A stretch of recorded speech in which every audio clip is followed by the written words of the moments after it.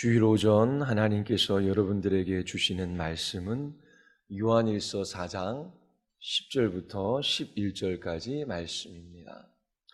요한일서 4장 10절부터 11절까지의 말씀입니다.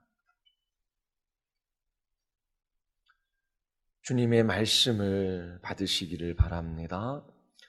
사랑은 여기 있으니 우리가 하나님을 사랑한 것이 아니요 하나님이 우리를 사랑하사 우리 죄를 속하기 위하여 화목제물로 그 아들을 보내셨습니다. 사랑하는 자들아, 하나님이 이같이 우리를 사랑하셨은즉 우리도 서로 사랑하는 것이 마땅하도다. 아멘. 기도하시겠습니다. 거룩하고 자비로우신 하나님, 오늘도 변함없는 사랑과 은혜로 저희들을 붙들어 주셔서 예배당으로 인도하여 주심을 감사드리옵나이다. 구원받은 하나님의 백성들이 온 마음으로 하나님을 갈망하게 하여 주시고 하나님을 바르게 예배할 수 있는 은혜를 더하여 주시옵소서. 예배하는 자마다 하나님을 만나 배우게 하시며 저희들이 하나님 한 분으로 인하여 기뻐하게 하여 주시옵소서. 죄로 인하여 마음이 굳어 하나님을 찬양할 수도 없고 하나님을 예배할 수도 없고 하나님께 기도할 수도 없는 영혼들에게 자비와 공유를 베풀어 주시기를 원하나이다. 하나님을 대적하는 자리에서 돌이켜 회개하게 하시고 저희들이 주인들을 위하여 십자가에서 죽으신 예수 그리스도를 바라보게 하여 주시옵소서.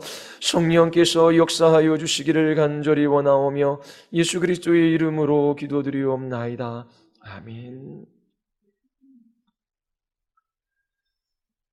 그리스도인이 되었다라고 하는 것은 그리스도의 사랑에 자신의 삶의 뿌리를 깊이 내렸다라고 하는 것입니다. 그리고 그리스도인으로 살아간다라고 하는 것은 그 십자가의 사랑으로 서로 사랑하며 살아가는 것입니다. 지난 사경회 동안 여러분들에게 그리스도의 깊은 사랑에 관하여 설교했습니다. 하나님께서 우리를 사랑하셨어요. 우리가 하나님을 사랑한 것이 아닙니다. 하나님께서 우리를 사랑하셨다라고 하는 이 믿음은 이웃사랑의 토대가 됩니다.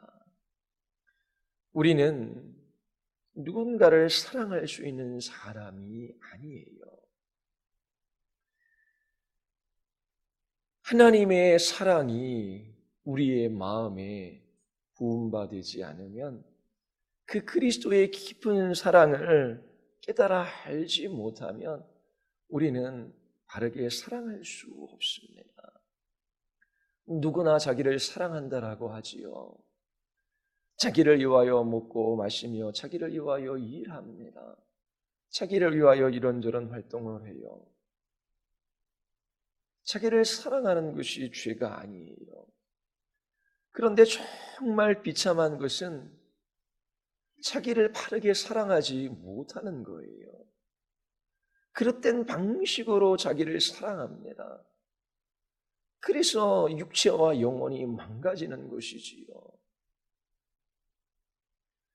자기를 가장 바르게 사랑하는 길은 그 사랑의 뿌리를 그리스도에게 두는 것입니다. 하나님의 깊은 사랑을 경험할 때에 우리는 우리 자신을 바르게 사랑하고 우리의 가족과 교회 공동체와 이웃을 정말 사랑할 수 있게 됩니다.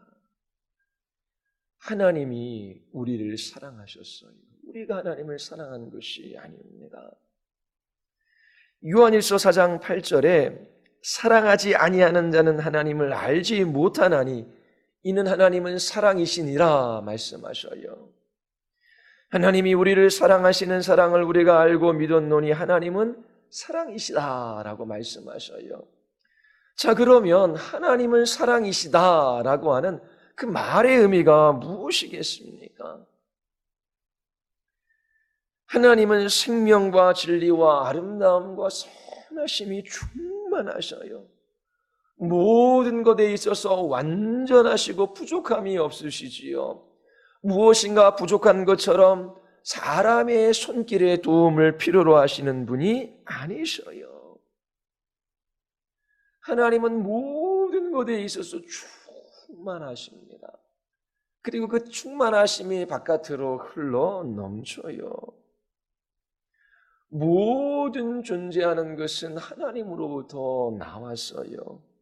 하나님께서 존재하는 그 모든 것의 원천이십니다. 그렇기 때문에 하나님은 본성상 주시는 분이셔요. 무엇인가 부족한 것처럼 사람의 손으로 섬김을 받는 분이 아니십니다. 여러분들이 하나님께 무엇을 드림으로 하나님께 여러분들은 무엇을 덧댈 수 있습니까? 하나님은 우리를 필요로 하지 않으셔요. 우리의 사랑이 있어야 하나님께서는 만족하시는 분이 아닙니다. 하나님은 모든 것에 있어 충만하시고 그 충만하신 것이 바깥으로 흘러넘치는 주시는 분이셔요. 모든 창조 세계를 하나님께서 붙들고 계시고 그것들을 위하여 역사하십니다. 하나님이 되신다라고 하는 것은 모든 것이 흘러넘칠 정도로 충만하시다라고 하는 거예요. 그 어떤 것도 필요로 하지 않으셔요. 하나님은 사랑이십니다. 이 진리가 얼마나 놀랍습니까? 이 진리가 우리의 삶에 함의하는 바가 얼마나 큽니까? 하나님은 우리를 사랑하셔요. 이 믿음은 이웃사랑의 토대가 된다 말씀드렸습니다. 자, 그러면 하나님이 나를 사랑하신다라고 하는 것을 어떻게 믿을 수 있을까요? 어떻게 그 하나님의 사랑을 경험할 수 있을까요? 우리는 얼마나 그리스도께서 우리를 깊이 사랑하시는지 어떻게 알 수 있을까요? 하나님은 사랑이셔요. 하나님의 사랑을 어디서 발견하십니까? 그 사랑을 어떻게 경험할 수 있을까요? 말씀과 성령으로입니다. 누구는 하나님을 보여달라, 내가 예수님을 만나봤으면 꼭 믿을 수도 있다라고 말해요. 이 땅에 육체로 계셨던 예수님을 본 사람이 얼마나 될까요? 그렇게 많지 않습니다. 소수의 사람들만이 예수님께서 병자를 고치시고 귀신을 내어 쫓으시고 죽은 자를 살리시고 그리고 풍랑이는 바다를 잔잔케 하시는 것을 보았어요. 소수의 사람만이 예수님의 가르침을 받았습니다. 그렇게 많지 않은 사람들이 예수님의 죽으심과 부활을 목격했어요. 그런데 예수님께서 부활하신 후 하늘로 승천하셨지요. 그리고 그 이후에 오히려 더 많은 사람들이 예수님이 육체로 이 땅에 계셨을 때보다 비교할 수 없을 정도로 더 많은 사람들이 예수님을 알고 믿게 되었어요. 베드로 사도가 이렇게 말합니다. 예수를 너희가 보지 못하였으나 사랑하는도다. 이제도 보지 못하나 믿고 말할 수 없는 영광스러운 즐거움으로 기뻐하니. 직접 예수님을 자신의 두 눈으로 본 사람들을 부러워할 필요가 없습니다. 왜냐하면 하나님의 계획은 직접 자신의 두 눈으로 예수님을 보고 그분의 사랑을 믿는 것에 있지 않기 때문에 그래요. 예수님께서 요한복음 17장 20절에서 제자들을 위하여 기도하셔요. 내가 비옵는 것은 이 사람들만 위함이 아니요 또 그들의 말로 말미암아 나를 믿는 사람도 위함이니.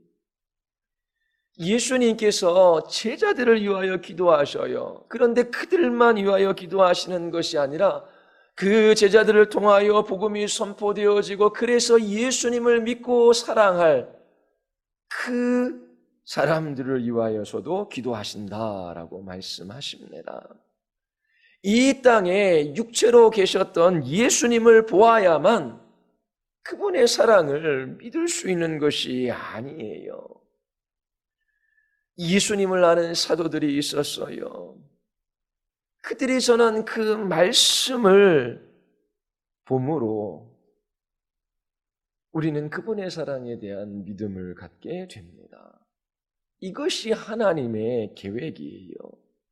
요한복음 14장에서 예수님께서 제자들을 떠나가시겠다라고 말씀하셔요. 제자들은 근심하며 두려워합니다. 그때 예수님께서 제자들에게 이렇게 말씀하셔요. 너희는 마음에 근심하지 말라. 하나님을 믿으니 또 나를 믿으라.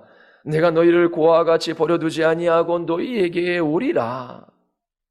그리고 나서 예수님은 제자들을 떠나가는 것이 그들에게 오히려 더 유익되다 말씀하셔요. 너희에게 실상을 말하노니 내가 떠나가는 것이 너희에게 유익이라. 내가 떠나가지 아니하면 보혜사가 너희에게로 오시지 아니할 것이요 가면 내가 그를 너희에게 보내리리. 예수님께서 제자들을 떠나가시는 것이 어떻게 제자들에게 유익이 될 수 있을까요? 예수님과 같은 분이 함께하는 것이 제자들에게 힘이며 위로이며 그리고 능력이 됩니다. 그런데 예수님이 떠나가시는 것이 오히려 제자들에게 유익이래요. 이 말의 의미가 무엇이겠습니까? 예수님이 떠나신 후 성령님을 보내주시겠다라고 약속하셔요. 성령님이 오시면 예수님께서 함께 하셨던 것보다 두 눈으로 직접 예수님을 본 것보다 더 실제적으로 예수님을 알게 되고 믿게 된다라고 하는 그런 말씀입니다. 예수님이 육신으로 함께 하시지 않으시지만 여러분들 중 그 누구도 예수님을 직접 눈으로 본 사람이 없지만 성령이 오시면 여러분들의 눈으로 듣고 눈으로 보고 귀로 듣는 것보다 더 분명하게 예수님을 알게 되고 그분을 믿고 사랑하게 될 것이다 라고 말씀해 주셔요. 이처럼 우리는 사도들이 전한 그 말씀 속에서 하나님의 사랑을 알게 돼요. 로마서 5장 5절에 보면 성령으로 말미암아 하나님의 사랑이 우리의 마음에 부은 바 되었다라고 바울이 증언해요. 자, 성령님은 하나님의 사랑을 우리의 마음에 부어 주십니다. 이것이 의미하는 바가 무엇입니까? 성령님의 초자연적인 역사가 없으면 그 누구도 그리스도 안에 있는 하나님의 사랑을 이해할 수도 없고 깨달을 수 없다라고 하는 말이에요. 하나님의 사랑, 그리스도의 깊은 사랑은 인간의 이해를 넘어서요, 우리의 본성과 어울릴 수 없는 사랑입니다. 그래서 하나님의 사랑은 그냥 자연적으로 경험되어지는 것이 아니에요. 성령 하나님께서 역사하실 때에 우리가 그 사랑을 경험할 수 있어요. 성령께서 하나님의 사랑을 우리의 마음에 부어주십니다. 성령님의 역사 없이는 그 누구도 하나님을 나의 하나님, 나의 아버지라고 부르며 그 하나님과의 친밀한 사랑의 교제를 누릴 수가 없어요. 이처럼 바울은 로마서 5장 5절에서 그리스도의 경험을 이야기해요. 성령께서 우리 안에 하나님의 사랑을 부으셨지요. 그리고 로마서 5장 6절에서 역사적인 사실을 말하고 있습니다. 그리스도께서 죽으셨다라고 하는 거예요. 그리고 나서 그 목적과 이유에 관해서 설명해 줘요. 역사 가운데 일어난 그 사실에 의미를 부여하고 있습니다. 그것이 신학이에요. 그리스도께서 경건치 않은 자를 위하여 죽으셨어요. 그리스도께서 경건하지 않은 사람들을 구원하시기 위하여 죽으셨습니다. 이처럼 역사와 신학이 관련되어져 있어요. 그리고 경험이 관련되어져 있지요. 이것이 말하는 바가 있습니다. 우리가 경험하는 것은 역사와 신학에 근거하는 거예요. 우리가 경험하는 것은 역사와 신학을 배경으로 합니다. 바울은 성령님이 하나님의 사랑을 우리의 마음에 부으신다라고 증언해요. 그리고 나서 우리의 마음에 부으시는 그 사랑의 실체, 그 사랑의 내용이 무엇인지를 역사적인 사실에 기초해서 우리에게 증거합니다. 이것이 의미하는 바가 무엇이겠습니까? 성령님께서 하나님의 사랑을 우리의 마음 안에 부어주셔요. 성령의 역사가 없으면 그 사랑을 깨달아 알 수가 없어요. 그러나 그 사랑이 무엇인지 그 사랑의 내용에 관해서 성령께서 알려주시는 것이 아니에요. 성령께서는 하나님의 사랑이 무엇인지 여러분들에게 설명해 주지 않으셔요. 그것은 성령 하나님의 일이 아닙니다. 하나님은 역사의 사실과 역사적인 사실과 그 신학적 의미를 성경에 기록하게 하셨어요. 예수님이 죽으셨는데 그 죽으신 역사적인 사건은 바로 경건치 않은 죄인들을 구원하시기 위함이다.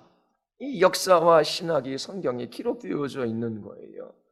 그리고 그것이 설교를 통해 여러분의 마음에 전달되게 하셨어요. 자, 그러면 다시금 여러분들에게 묻겠습니다. 어떻게 여러분들은 하나님의 깊은 사랑을 경험할 수 있을까요? 어떻게 그리스도의 깊은 사랑을 여러분들은 깨달아 알아갈 수 있을까요?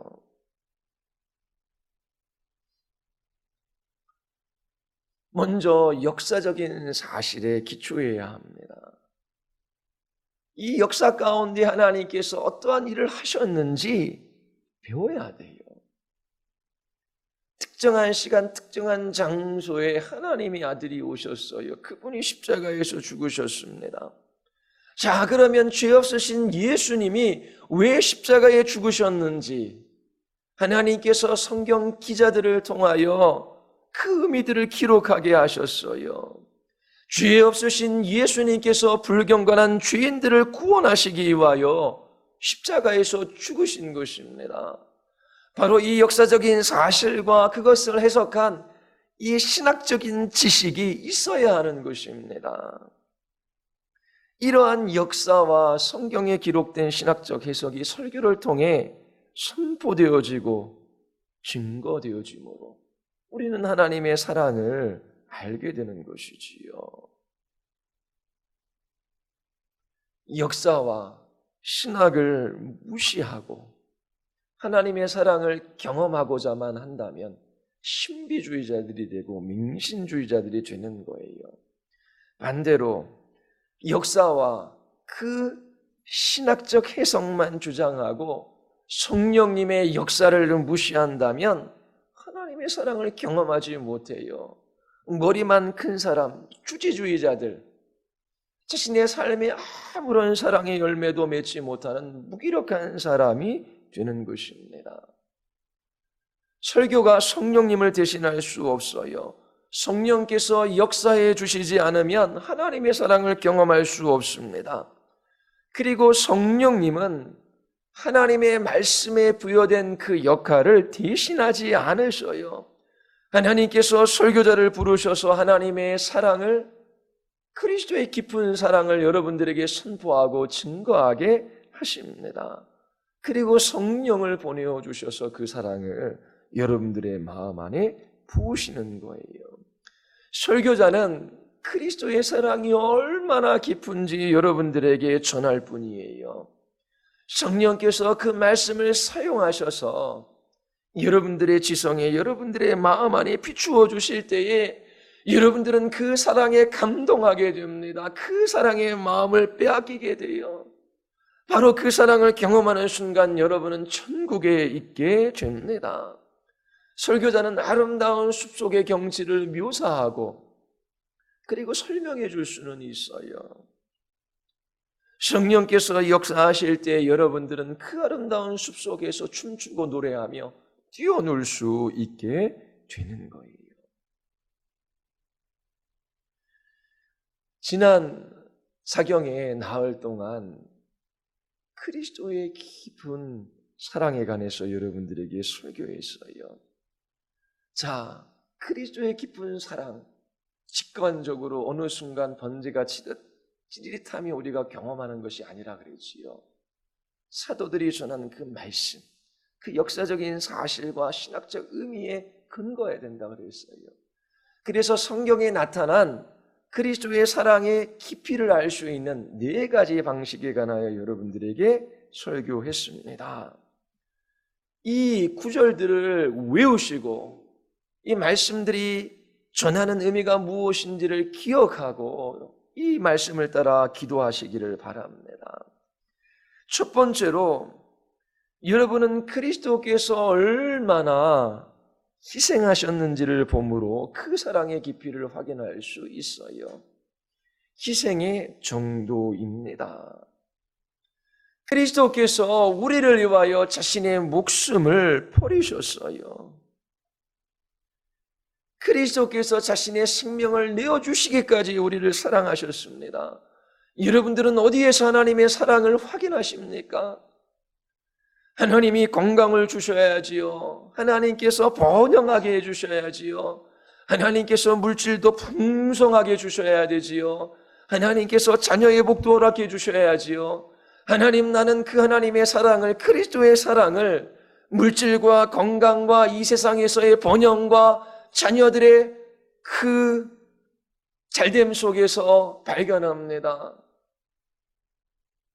그런 사람은 하나님의 사랑을 모르는 사람이에요. 하나님께서 물질을 주시고 건강을 주시고 자녀를 주시면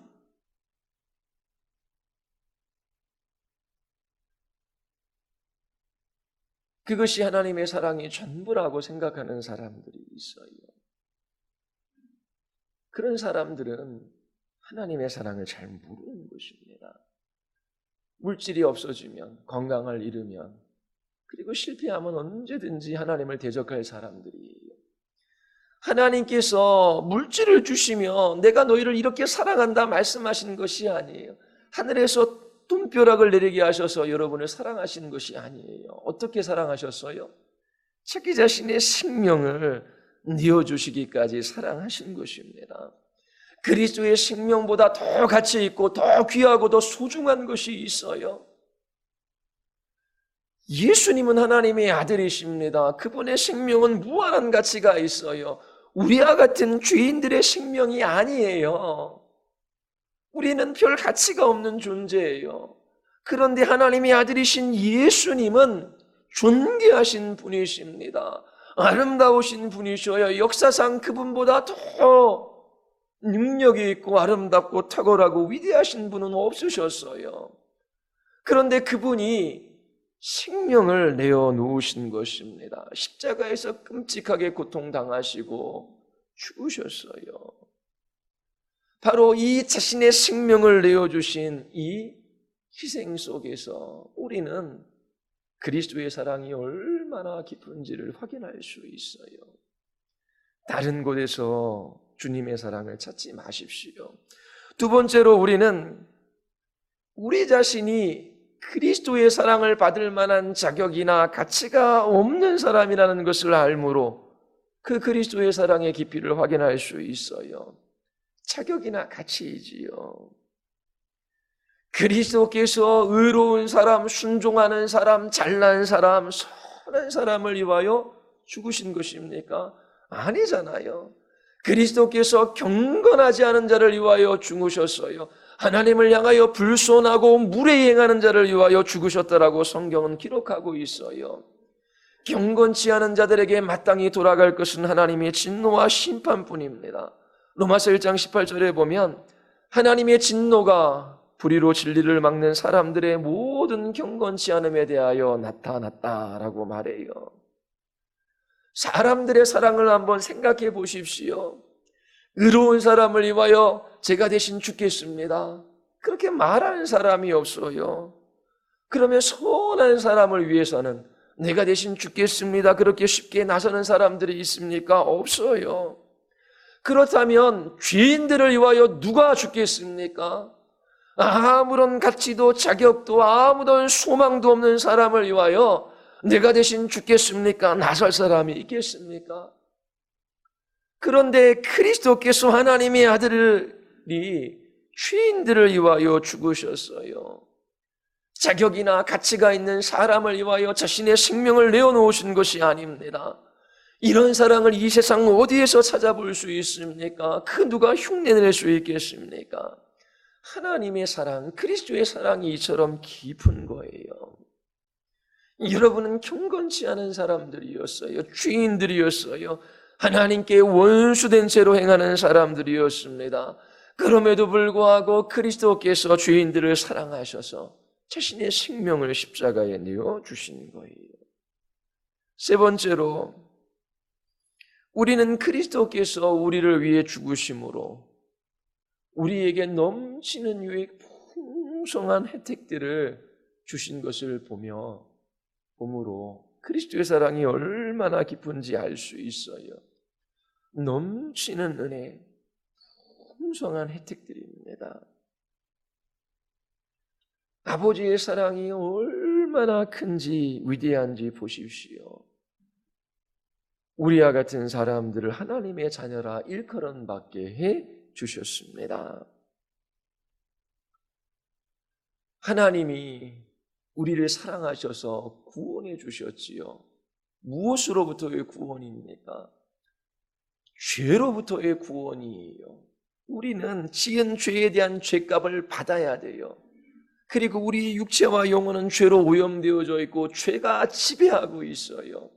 이 죄로부터 우리를 해방시켜 주셨어요. 그리고 죽음의 권세가 우리를 지배하고 있어요. 이 죽음으로부터, 그리고 영원한 지옥의 형벌로부터 우리를 자유하게 해 주셨어요. 이 또한 너무나 크고 위대한 사랑이지요. 그러나 하나님의 사랑은 여기에서 멈추는 것이 아닙니다. 하나님은 단지 우리를 용서해 주시고 천국 가게 하시기 위하여 우리를 사랑하신 것이 아니라 우리를 하나님의 가족 삼아 주셨다라고 성경은 말해요. 하나님의 자녀라 일컬음을 받게 하신 거예요. 우리는 여기에서 하나님의 사랑이 얼마나 위대하고 큰지를 볼 수 있습니다. 우리는 단지 하나님께 입양된 자녀가 아니에요. 하나님께서 우리의 전 존재를 꿰뚫어 우리의 영혼 안에 하나님의 씨앗, 하나님의 영혼을 하나님의 생명을 심어 놓으셨어요. 그리스도인들은 새롭게 태어난 사람들입니다. 거듭난 사람들이에요. 새로운 피조물이에요. 하나님의 생명이 그 사람의 영혼 안에 깃들게 되었어요. 그래서 하나님의 성품에 참여한 하나님의 가족이 된 것입니다. 하나님께서 여러분들을 사랑하시되 죄 용서해 주시고 천국 가는 그 정도가 아니라 하늘 가족, 하나님의 가족, 하나님의 자녀 삼아 주셨다라고 하는 거예요. 우리와 친밀한 교제를 누리며 그 사랑의 관계 속에서 살아가게 하시기 위하여 예수님을 믿는 우리들을 자녀 삼아 주셨습니다. 자녀는 그리스도와 함께 공동의 상속자예요. 부모님이 100억짜리 빌딩을 가지고 있어요. 상속받을 사람이 나밖에 없어요.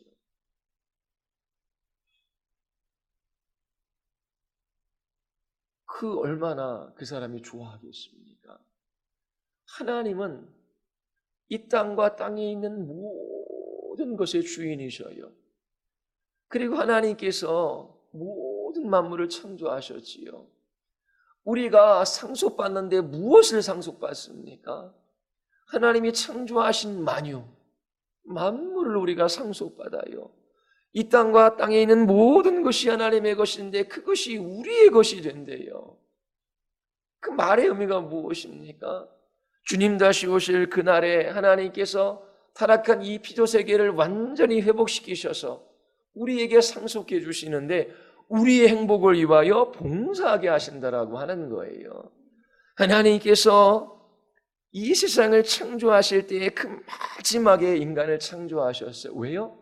사람이 살아갈 수 있는 환경과 그 모든 좋은 것을 준비해 주시기 위함입니다. 하나님께서 창조하신 이 만유 만물, 이 땅에 있는 모든 것들은 하나님의 백성들을 위하여, 그 하나님의 자녀들의 행복을 위하여 그렇게 봉사하게 될 날이 곧 다가와요. 멀지 않아요. 반드시 이루어질 일입니다. 그러므로 이 땅에 보물을 쌓아두거나 이 땅에 있는 재산을 의지하거나 거기에서 기쁨을 누리려고 땀 흘려 일하지 마십시오. 하나님께서 우리의 먹고 마시는 모든 문제를 아셔요. 땀 흘려 수고하되 하나님께서 우리를 구원하신 그 목적이 무엇인지를 기억하며 그렇게 하나님 앞에 이 삶을 살아가야 하는 것입니다. 그리스도의 죽으심으로 말미암아 우리에게 풍성한 유익, 엄청난 혜택을 누리게 하셨어요. 우리를 하나님의 자녀라 일컬음받게 하셨지요. 여기에서 우리는 하나님의 사랑의 깊이를 발견합니다. 그리고 하나 더, 예수님께서 자신의 목숨을 내어놓으셨어요. 그 목숨을 주시는 그 사랑은 정말 깊고 위대합니다. 그것도 죄인들을 위하여. 그런데 예수님께서 억지로, 강제적으로, 어쩔 수 없이 십자가를 지신 것이 아니에요. 예수님은 기꺼이 자발적으로 즐거이 십자가를 택하셨습니다. 우리는 이 예수님의 자유로운 선택 속에서 그분의 사랑이 얼마나 깊은지를 확인할 수 있어요. 누군가 나를 사랑한대요. 그래서 나를 위해 희생해요. 좋은 일을 많이 해줘요. 그런데 알고 보니까 누군가 강요하고 억지로 시켜서 나한테 좋은 일을 해준 거예요. 그러면 저 사람이 억지로 나한테 좋은 일을 해줬는데 저 사람이 나를 사랑한다라고 생각할 수 있을까요? 그 사랑에 의문을 표할 수밖에 없을 거예요. 그런데 누군가 우리를 사랑한답니다. 그리고 우리를 위해 희생해요. 그런데 기쁘게 자유롭게 기꺼이 희생해요. 그러면 그 사랑은 참 사랑이고 그 사랑이 깊다라고 우리 모두 생각할 거예요. 이처럼 자유로이 즐거운 마음으로 사랑하면 사랑할수록 그 사랑은 더 깊어 가는 것입니다. 그 사랑은 더 놀라운 것이지요. 예수님께서 요한복음 10장에서 내가 내 목숨을 버리노라, 이를 내게서 빼앗는 자가 있는 것이 아니라 내가 스스로 버리노라, 나는 버릴 권세도 있고 다시 얻을 권세도 있다라고 말씀하셔요. 여러분 중 그 누가 자신이 죽을 때 죽을 장소를 알 수 있어요. 그리고 누가 죽음 다음에 다시금 그 생명을 얻을 수 있습니까? 아무도 없어요. 예수님은 내가 스스로 버린다라고 말씀하셔요. 예수님은 강요에 의해서 억지로 십자가의 길을 걸어가신 것이 아니에요. 예수님을 대적하는 원수들이 그분을 죽일 수 있는 수많은 기회들이 있었지요. 그런데 예수님의 몸에 손 하나 댈 수 없었어요. 왜요? 아직 하나님의 때가 이르지 않았기 때문에 그래요. 예수님이 십자가에 죽으실 그때가 되자 스스로 로마의 병정들에게 붙들립니다. 그리고 그 죽음을 받아들이셔요.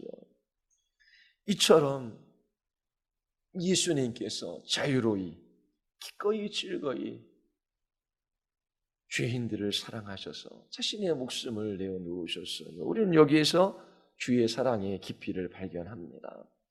요한일서 4장 11절 한번 보십시오. 우리 같이 한번 읽읍시다. 다 같이 시작. 사랑하는 자들아 하나님이 이같이 우리를 사랑하셨은즉 우리도 서로 사랑하는 것이 마땅하도다. 앞으로 몇 주 동안 이웃사랑에 관해서 여러분들에게 설교하고자 합니다. 한 율법사가 예수님께 찾아 나와 이렇게 물어요. 선생님, 율법 중에서 어느 계명이 가장 큽니까? 구약에는 수백 개의 율법이 있습니다. 그 율법 중에서 가장 중요하고 가장 큰 율법이 무엇인지를 알려주시옵소서. 그때 마태복음 22장에 보면 예수님께서 이렇게 대답하셔요. 네 목숨을 다하고 마음을 다하고 뜻을 다하여 주 너희 하나님을 사랑하라 하셨으니 이것이 크고 첫째 되는 계명이요. 둘째도 그와 같으니 그와 같대요. 네 이웃을 자신과 같이 사랑하라. 하나님 사랑과 이웃 사랑이 함께한다라고 하는 것입니다. 분리될 수 없어요. 우리는 하나님의 사랑에 관해서 배워가야 돼요. 뿐만 아니라 이웃 사랑에 관해서도 배워야 합니다. 하나님께서 우리에게 명령하고 계셔요. 너의 전 존재를 걸고 너의 모든 것을 걸고 하나님을 사랑하라. 그리고 네 이웃을 사랑하라 라고 하는 명령도 이와 같다. 이 두 계명이 온 율법과 선지자의 강령이라 말씀하셔요. 율법과 선지자는 구약 성경을 가리킵니다. 구약 성경에서 말하는 모든 것이 여기에 걸려 있다라고 하는 거예요. 옷걸이가 하나 있습니다. 강령이라고 하는 것은 옷걸이 같다라고 하는 거예요. 구약의 모든 말씀이 이 사랑하라라고 하는 명령에 걸려 있다라고 하는 것입니다. 로마서 13장에 보면 피차 사랑의 비례에는 아무에게도 아무 빚도 지지 말라. 남을 사랑하는 자는 율법을 다 이루었느니라. 율법의 완성이 어디에 있습니까? 이웃사랑에 있는 거예요. 남을 사랑하는 자는 율법을 다 이루었느니라. 이웃사랑이 율법의 완성이라고 말해요. 자, 바울은 여기서 하나님을 사랑하는 것을 언급하지 않습니다. 그 이유가 무엇이겠습니까? 바울이 말하고자 하는 요점은 하나님을 사랑하는 것과 이웃을 사랑하는 것이 분리될 수 없다라고 하는 거예요. 그리고 이웃을 사랑하지 않는 사람은 하나님을 사랑하는 사람이 아니라고 하는 것이지요. 서로 사랑하는 것이 너무나 중요하다라고 하는 것을 여기에서 강조하고 있는 것입니다. 하나님의 모든 계명, 구약의 모든 성경은 우리가 서로 사랑하는 것에 달려 있어요. 사랑하지 않으면 그리스도인이 아니다. 아무것도 아니다라고 말하는 것입니다. 갈라디아서 5장 6절에 보면 그리스도 예수 안에서는 할례나 무할례나 효력이 없으되 사랑으로서 역사하는 믿음뿐이라. 그리스도 예수 안에는 이방인이나 유대인이나 할례자나 무할례자나 문제가 안 된대요. 그리스도 예수 안에서 가장 중요한 것은 믿음이 사랑을 통하여 일한다라고 하는 것이라고 말합니다. 믿음이 사랑을 통해서 일한대요. 이 말의 의미가 무엇입니까? 사랑은 믿음이 드러나는 방식이에요. 사랑이 없으면 믿음이 없는 것입니다. 야고보는 이와 같이 행함이 없는 믿음은 그 자체가 죽은 것이다 라고 말해요.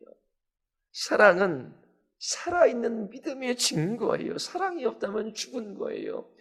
여러분, 예수 그리스도를 믿으십니까?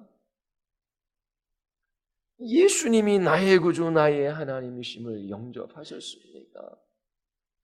아무리 예수님을 믿는다라고 말해도 사랑하는 삶이 없으면 그 믿음은 죽은 것이다 라고 성경이 우리에게 말해요. 우리는 형제를 사랑함으로 사망에서 옮겨 생명으로 들어간 줄을 알거니와 사랑하지 아니하는 자는 사망에 머물러 있느니라. 아무리 예수의 이름을 불러도 사랑하지 않는 사람들은 사망에 머물러 있다라고 요한 사도가 증언하고 있어요. 사랑이 없으면 죽은 믿음입니다. 내가 하늘에 올라갔다 왔습니다. 내가 신비한 것을 경험했습니다. 나에게 놀라운 은사가 있습니다. 아무리 말해도 사랑이 없으면 울리는 꽹과리와 같은 것이지요. 죽은 것과 마찬가지입니다. 앞으로 사랑에 관해서 더 설교할 텐데 여러분 정말 하나님 사랑하고 이웃을 사랑하는 것이 성경에서 말하는 전부예요. 여러분들이 죽을 때가 되어 자녀들에게 유언을 합니다. 그때 뭐라 말하겠습니까? 열심히 공부해서 좋은 대학교에 들어가고 돈 많이 버는 것이 최고의 복이다. 열심히 일해서 이 땅의 부를 축적하고 그것을 누리며 살아가는 것이 최고의 행복이다. 열심히 살아라. 아무런 가치도 의미도 없는 유언이에요. 정말 중요한 것은 하나님을 사랑하고 그 하나님의 사랑으로 이웃을 사랑하며 살아가는 것입니다. 우리 모두는 달라요. 차이가 있어요. 이 다름과 차이는 사랑할 수 있는 아주 좋은 기회입니다. 바울이 빌립보 성도들을 위하여 이렇게 기도해요. 내가 기도하노라 너희 사랑을 지식과 모든 총명으로 점점 더 풍성하게 하사. 사랑에는 지식이 필요한 것입니다. 그리고 총명이 필요해요. 하나님이 주셔야 되는 것이지요. 통찰력이 필요해요. 그때 그 사랑이 풍성하게 되는 것입니다. 그리스도의 사랑을 배우십시오. 하나님께서 그 사랑을 우리의 마음에 부으실 때에 통찰력이 생겨요. 분별할 수 있어요. 자기 자신을 가장 바르게 사랑하고 우리의 가족을 그리스도께서 교회를 사랑하신 것처럼 사랑하고 그러면서 그렇게 여러분들이 사랑 안에서 자라갈 수 있어요. 바울은 고린도전서 16장 14절에서 너희 모든 일을 사랑으로 행하라 라고 말합니다. 모든 일을 사랑으로 행하는 이 의미가 무엇인지를 우리 모두 배워가고 그 그리스도의 사랑에 뿌리를 내려서 여러분들이 아름다운 하나님의 사람으로 서나가기를 바랍니다. 여러분, 어디에서 이런 사랑을 발견할 수 있습니까? 하나님의 아들이신 예수님께서 기꺼이 즐거운 마음으로 십자가에서 죽으셨어요. 십자가의 죽음은 육체적으로 행복한 일이 아니에요. 최고의 고통, 엄청난 고통을 당하셔서 그렇게 십자가에 달리신 것입니다. 여러분, 이 사랑을 외면하십니까? 다른 곳에서 사랑을 찾습니까? 이 사랑을 노래할 수도 없고 이 사랑을 기뻐할 수도 없고 이 사랑으로 사랑할 수 없는 사람은 가장 불행하고 비참한 사람이에요. 살았지만 산 것이 아닙니다. 죽은 것과 마찬가지예요. 이 그리스도의 깊은 사랑을 한 번도 경험하지 못한 사람이 있다면 성경에서 어떻게 우리를 사랑하셨는지 그 사랑의 방식을 잘 살펴보십시오. 그리고 기도하십시오. 성령께서 이 사랑을 여러분들의 마음에 부을 때에 여러분들은 참 사람, 가장 아름다운 사람, 하나님이 기뻐하시는 사람으로 서나갈 수 있습니다. 이 사랑을 깊이 경험함으로 여러분들이 이웃을 사랑하며 살아갈 수 있는 그리스도인들로 나타나기를 바랍니다. 우리 같이 기도하시겠습니다. 기도할 때에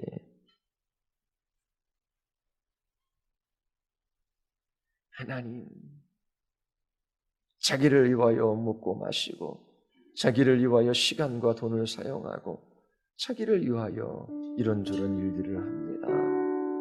자기를 너무나 사랑하기에 하나님 자신을 지키고 보호하고 자신의 행복을 위하여 그 모든 일들을 행합니다. 하나님, 저희들이 그리스도의 깊은 사랑을 모르기에 저희들이 분별력이 없기에 하나님 정말 중요한 것을 잃어버리고 그릇된 자기 사랑 속에서 망가져가고 있습니다. 하나님, 참으로 우리의 눈을 열어 그리스도의 깊은 사랑을 보게 하여 주시옵소서. 참으로 선포된 말씀들을 마음에 간직하게 하시고 인내함으로 열매 맺게 하여 주시옵소서. 이 사랑을 우리에게 부으셔서 정말 하나님의 사랑이 얼마나 위대한지를 나타내는 사람들 되게 하여 주시옵소서. 우리의 자녀들이 그리스도의 사랑의 뿌리를 내리게 하여 주시옵소서. 우리 같이 한번 기도하시겠습니다. 하나님 아버지, 참으로